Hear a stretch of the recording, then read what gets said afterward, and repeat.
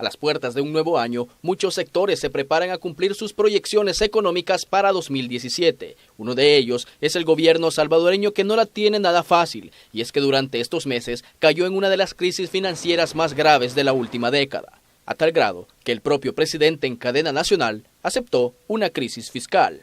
Quiero anunciar, proponer e impulsar una serie de medidas, entre ellas declararnos en emergencia como gobierno. La falta de dinero venía asfixiando al gobierno desde mucho antes de 2016, pero no fue hasta febrero que el Ejecutivo fue claro en la petición. Necesitaba 1.200 millones de dólares en bonos, petición que no le gustó a la oposición política, que por cierto jugaría un papel clave en aprobar o no más deuda para el país. Y apuesto a que sea un parteaguas para que el FMLN tome conciencia. Pero la necesidad de ese dinero recaía principalmente en que la deuda del gobierno para con sus acreedores hasta finales del tercer trimestre de este año, según el Banco Central de Reserva, era de 17.293 millones de dólares, mientras que el gasto de seguridad social del gobierno aumentó en 48 millones de dólares. Y referente al gasto corriente, hasta esas fechas fue de 3.538,79 millones de dólares,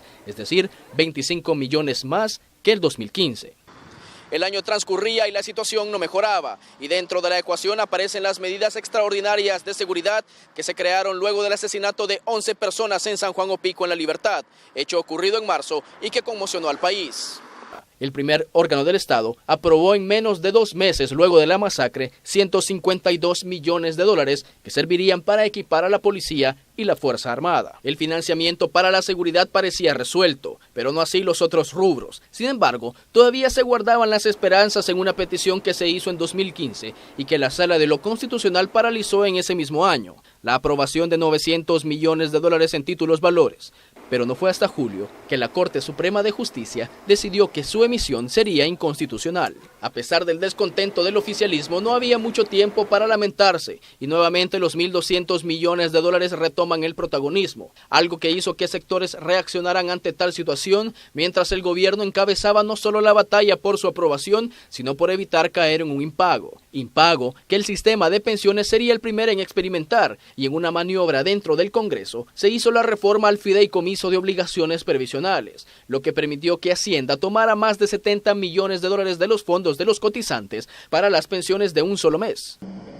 Los pronósticos del año entrante eran de 225 millones de dólares, que ahora no lo lleva el presupuesto porque se va a financiar con el FOB. Ante la necesidad del dinero, FMLN y Arena deciden sentarse en mesas técnicas y abordar temas para revitalizar la agonizante economía del país. Esas negociaciones dan sus primeros resultados y permiten que el país adquiera más deuda, a un monto de 550 millones de dólares. Es establecer metas de ingresos, de control de deuda pública, de gasto corriente, de recaudación tributaria. Y es que para agosto de este mismo año, la calificadora de riesgo Moody's redujo la calificación salvadoreña a B3. En ese momento, esa instancia advirtió que si no se lograba un acuerdo para refinanciar el saldo en letras del Tesoro Público, reduciría más la nota del país. Análisis que semanas después se cumplió y el país bajó a la categoría B1, lo que implica que El Salvador está en una escala negativa. Lo cierto es que para el próximo año las negociaciones políticas deben ser más fluidas y con acuerdos concretos que permitan lanzar un verdadero salvavidas a las finanzas y evitar acciones cosméticas. Y aunque parezca una utopía, se tienen que dejar de lado por momento los colores partidarios, por lo menos dentro de las discusiones, porque unas elecciones estarán realizándose en 15 meses a partir de enero. Y también necesitan financiamiento. Este es un informe de Ingmar Batres.